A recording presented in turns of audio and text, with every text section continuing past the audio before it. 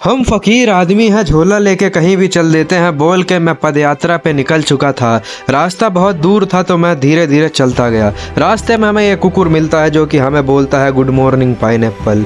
हमें रास्ते में ये जेनजी कुत्ता दिखता है जो घड़ी के 10 बज रहे होते लेकिन अभी भी सो रहा होता है। पीछे इसकी मम्मी चिल्ला रही होती है। बाबा रामदेव से इंस्पायर होकर ये कुत्ता भी न जाने कौन सा पोज कर रहा था, लेकिन ये कुत्ते को देख के तो बहुत ही अच्छा लगा। धुआं इस कदर बढ़ चुका था लेकिन हमारे अंदर फिटनेस बहुत थी तो हमने भी 1 किलोमीटर की वॉक लगाई। घर आके हमने खाए न जाने ये अनार और कुछ फल और ये पीली रोटी जिसे चीला कहा जाता है। ड्रिंक ड्रिंक करके हमारा फ़ोन बजता है तो हमें पता चलता है ये तो हमारे सप्लायर हैं जो कि हमें इम्पोर्टेड माल बहुत दूर से सप्लाई करने आ गए हैं। तो हाथ मिलाने के बहाने हमारे सप्लायर ने हमें फटाफट से माल सप्लाई कर दिया और हमने माल को फटाफट से जेब में रख लिया और इसके बाद से अब हम आगे उसे सप्लाई करने की तैयारी कर रहे थे।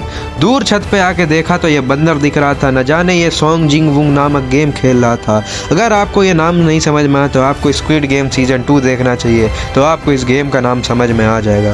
पिताजी ने बोला कि आसमान की ऊंचाइयों में उड़ जाओ, तो हमने पतंग का सहारा लिया और आसमान की ऊंचाइयों में इस कदर उड़ चुके थे कि न जाने हमें हमारी पतंग ही नहीं दिख रही थी। आसमान की और ऊंचाइयों में जाने के लिए हमने अपनी पतंग को और ढील दी और आसमान की ऊंचाइयों में हम बहुत ही ज़्यादा ऊपर आ चुके थे।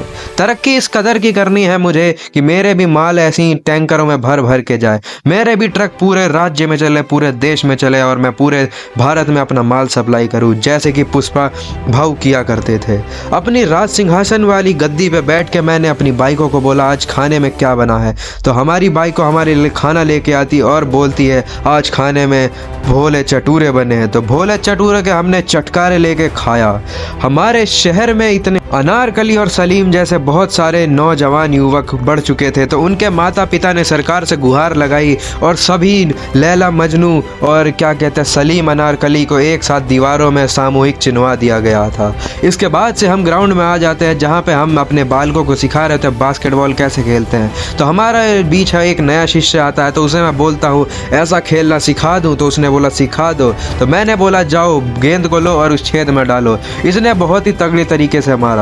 जी हाँ गाइस, मैंने सिखाया, बस मैंने सिखाया। पूरे 1 मिनट में मैंने इसे खेलना सिखा दिया बास्केटबॉल। अगर आपको सीखना है तो कमेंट सेक्शन में बताइए। रात में नशे करने का जी इस कदर उठ चुका था कि हमने गाड़ी निकाली और हाथ में बोतल लेके अपने दोस्तों के साथ न जाने हम कहाँ को चल दिए थे। रास्ता काफ़ी दूर था तो हमने गाने चलाए और हाथ में बोतल लेके ये बोल के हम निकल आए। रास्ता लंबा था तो हमें भूख भी लगी और खाना भी खाना था, तो हम इस 24 घंटे 7 दिन खुलने वाली शॉप पे आ गए जहाँ पे खाने का और पीने का माल इतना ज़्यादा था तो हमने ट्रैवलिंग करना करा कैंसिल और यहीं पे खाना पीना शुरू कर दिया दुकान।